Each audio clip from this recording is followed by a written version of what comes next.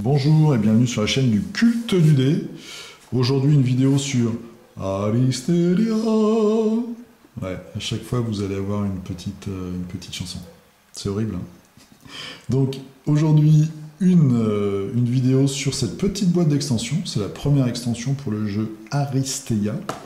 Aristeia, c'est un jeu de sport futuriste qui se joue en 1 contre 1 sur un plateau qui n'est pas très grand, où vous avez chacun une équipe de 4 joueurs, avec des personnalités assez différentes. Donc il y a des tanks, des tireurs à distance, des snipers, des gens au corps à corps, des healers, etc.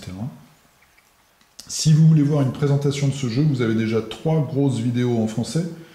Vous en avez une chez mon ami Mucino sur la chaîne Je Découvre, une de mon ami Eric sur des figues et des jeux, et vous avez, enfin des figurines et des jeux, et vous en avez une chez Tactique Nordique. Tactique Nordique, je ne les connais pas, mais c'est une chaîne en tout cas qui est spécialisée pour une bonne partie sur Infinity. Et donc du coup, bah là c'est un produit Corvus Belli, hein, des mêmes qui font Infinity.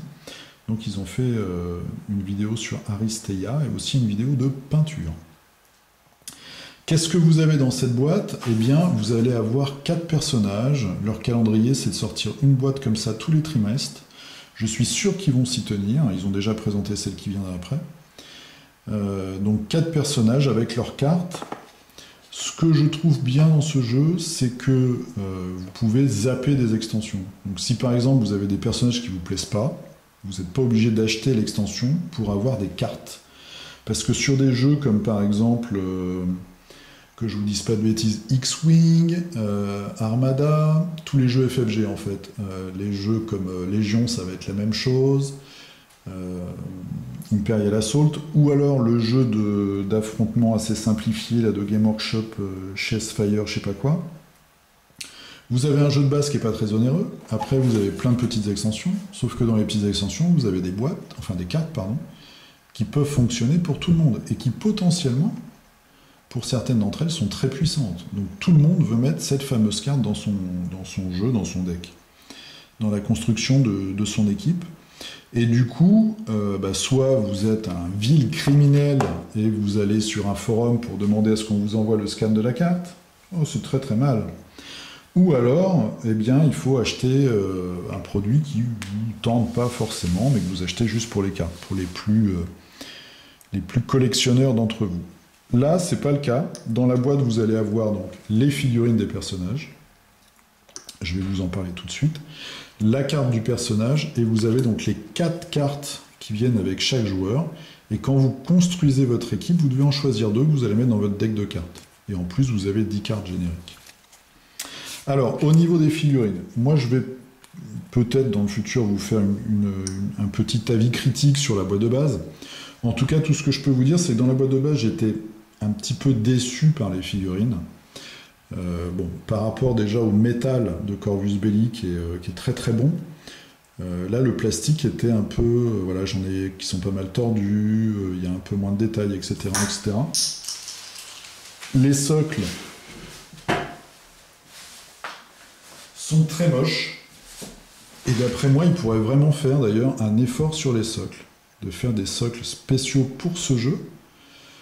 Plutôt que ces trucs avec une ignoble rainure, et en plus ils sont tout petits, tout fins. Ça ajouterait vraiment, ça leur coûterait pas très cher, ça ajouterait vraiment la qualité des figures. Du coup, pour cette extension, je craignais un petit peu, et bien je suis agréablement surpris. Je trouve que les figurines de l'extension sont un poil mieux que les figurines de la boîte de base, et elles sont très très bien, hein. C'est très fin. Vous voyez, là vous avez Hannibal, c'est vraiment de la belle figue.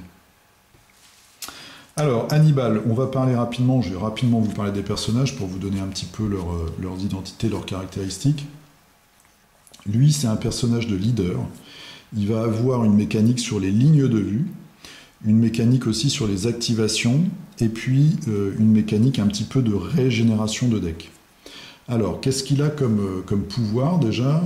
Assaut coordonné, ça coûte 2, donc 2 sur 5, hein, on a 5 points d'action, ça coûte 2. Ajoutez un dé orange à votre jet d'attaque pour chaque allié qui a une ligne de vue sur votre cible. Voilà, donc là, il faut bien se placer, et plus vous avez d'alliés qui ont vue sur votre cible, eh bien, vous allez rajouter un dé orange à chaque fois, sachant qu'à la base, vous avez un dé rouge. Donc c'est pas mal, ça peut faire une attaque assez puissante. Stratégie programmée, ça coûte 3. Donc ce qui veut dire qu'on peut faire un mouvement ou un assaut coordonné plus stratégie programmée. Un de vos alliés peut effectuer une action d'un coup de 2 ou moins, sauf mouvement, sans dépenser de points d'action et ne devient pas le perso actif. Donc en gros, vous dépensez vous 3 points d'action et ça donne 2 points d'action à un autre personnage qui potentiellement s'est déjà activé. Donc ça c'est pas mal. Ça peut vraiment servir. Et puis ça peut surtout vraiment surprendre l'adversaire. Ça peut être très très chiant cette stratégie programmée. Et enfin cibleur, donc ça c'est un effet passif. Vos alliés peuvent ajouter un dé orange à leurs attaques contre les ennemis dans votre ligne de vue. Vous voyez, donc c'est un peu la même mécanique de ligne de vue. Ça permet de donner un bonus aux gens qui vont tirer sur des gens que vous voyez. Alors, code Blitz, ça peut être utilisé par n'importe qui. Relancez n'importe quel nombre de dés de votre jet. Après la résolution de cet effet, remettez cette carte dans votre deck et mélangez-le. Donc, vous voyez, on ne le met pas dans la défausse, on le remet dans le deck et on mélange le deck. C'est pour ça que je parlais un peu de régénération de deck. Ça, c'est par contre pour Hannibal. Un de vos alliés peut effectuer une action sauf mouvement sans dépenser de points d'action. Donc ça revient au même que sa stratégie programmée, qui coûtait 3, sauf que là c'est gratuit, c'est le coût d'une carte. Très puissante. Une carte que je trouve carrément hallucinante, qui peut être utilisée durant la phase d'action d'un des personnages. Choisissez 2 alliés qui ne sont pas le personnage actif, échangez leur carte d'initiative dans l'ordre d'activation.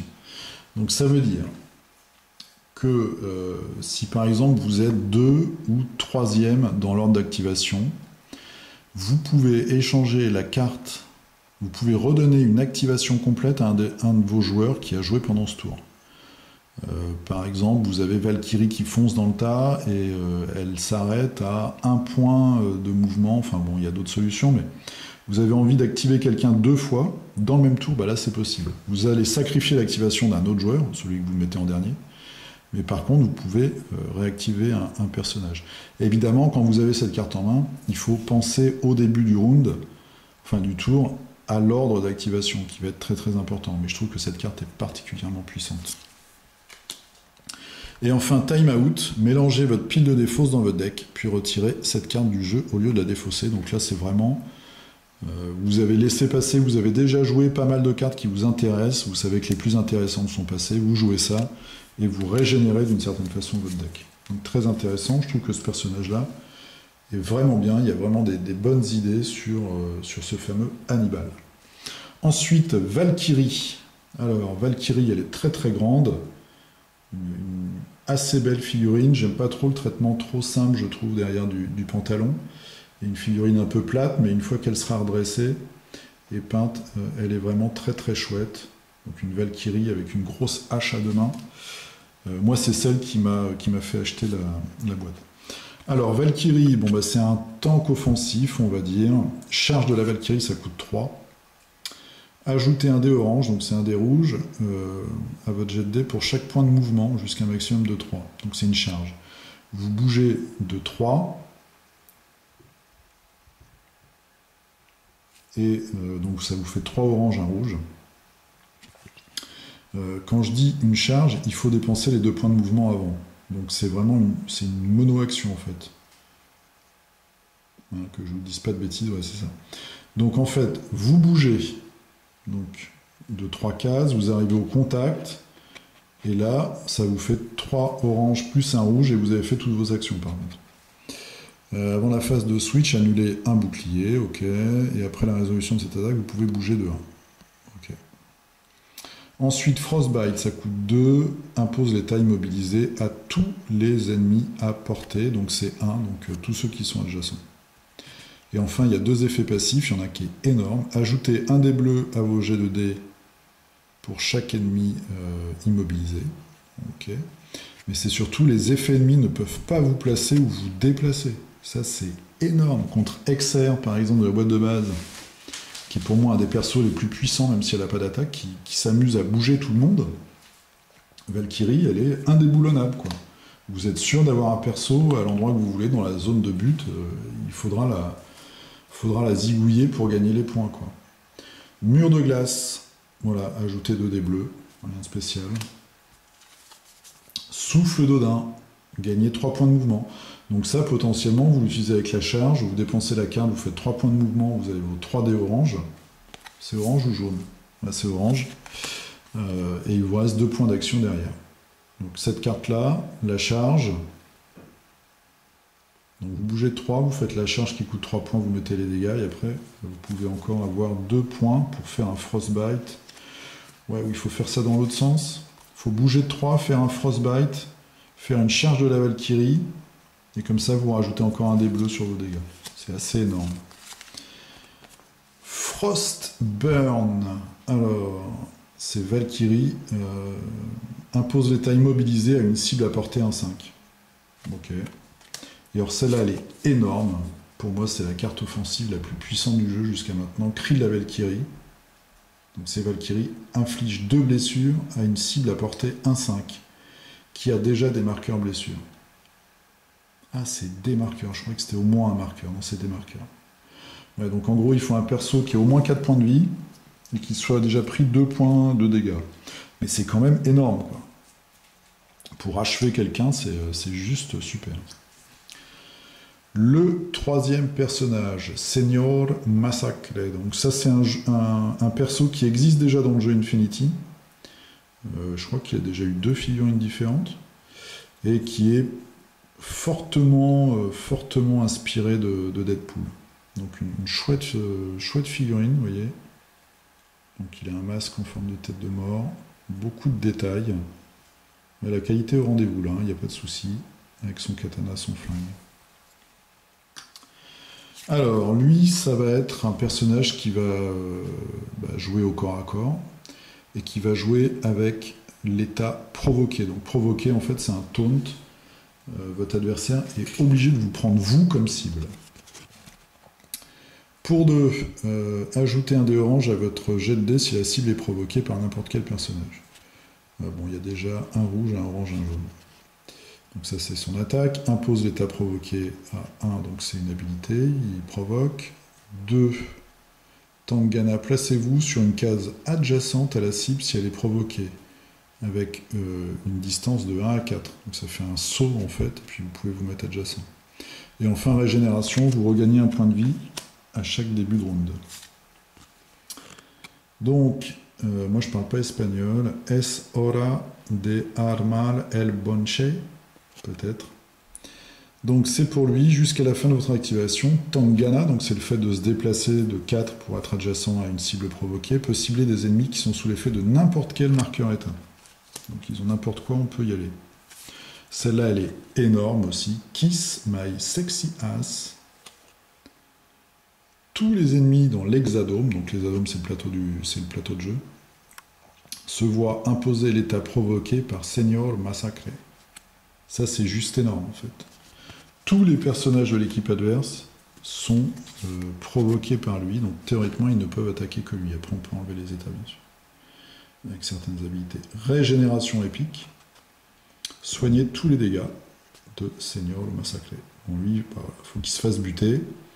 Voyez, après, qui ait reçu des dégâts, mais avant de l'envoyer à l'infirmerie. Donc c'est un joker, en fait. Il peut revenir d'une certaine façon à la vie. Et enfin, dis-le-moi en face. Il fait un gros doigt à Musashi. Cible n'importe quel personnage provoqué à portée de 1 à 5. Placez la cible sur n'importe quelle case libre qui vous est adjacente. Donc, vous voyez, on a des cartes qui permettent soit de faire venir les ennemis provoqués, soit d'aller à eux. Donc de la provocation, de la régénération et des jolies fesses, on va dire. Voilà, pour une chouette figurine. Enfin, Laxmi. Alors Laxmi, c'est une hackeuse. Voilà, avec des dreadlocks. Voilà, vous voyez, il y a un gros défaut là par exemple. Là, sous ses cheveux, je vais regarder comment je vais faire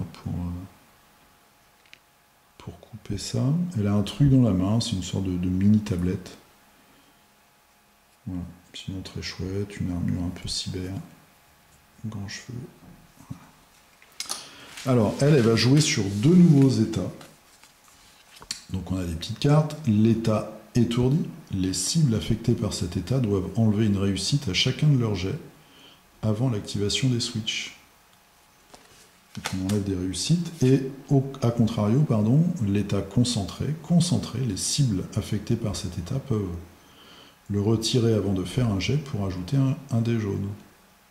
Voilà, un dé jaune gratos. Alors, elle a que 2 points de vie, la Miss.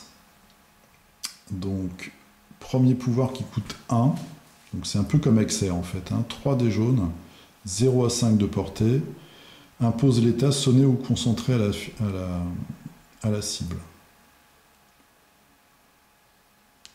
Et après, si vous faites beaucoup de réussite, eh ben, vous pouvez faire la même chose sur une deuxième cible en fait. Donc pour 1, vous pouvez sonner ou concentrer de 1 à 2 figurines. Peut-être plus, faudrait calculer avec les dés combien on peut avoir de déclencheurs. Purge, on retire un marqueur d'état de la cible.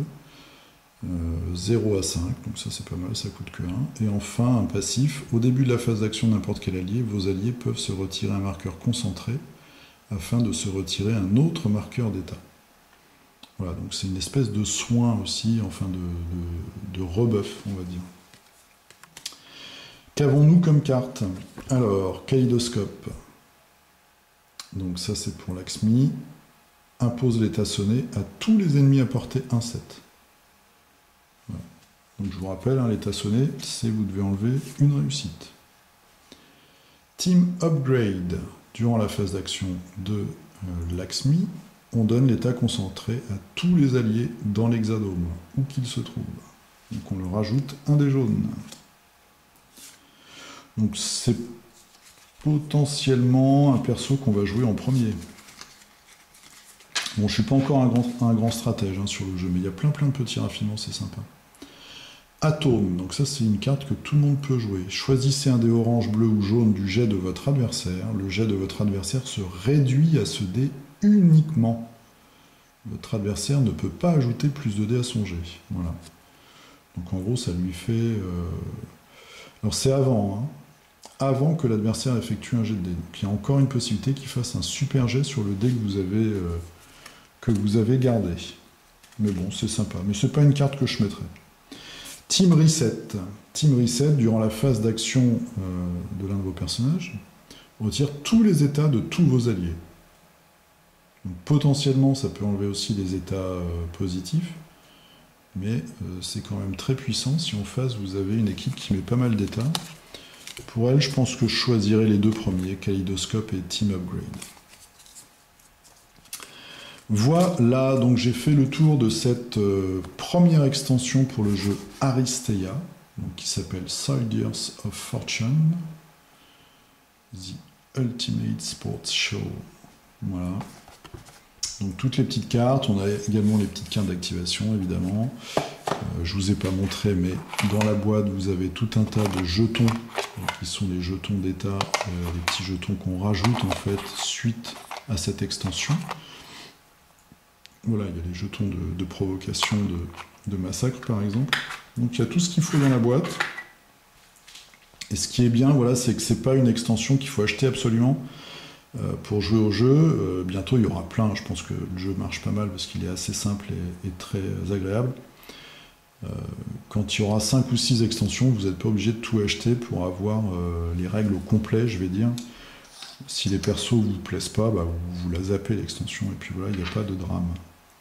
Voilà, écoutez, je vous dis à la prochaine pour autre chose. Je vous souhaite une très bonne journée. Portez-vous bien, jouez bien. À plus, salut.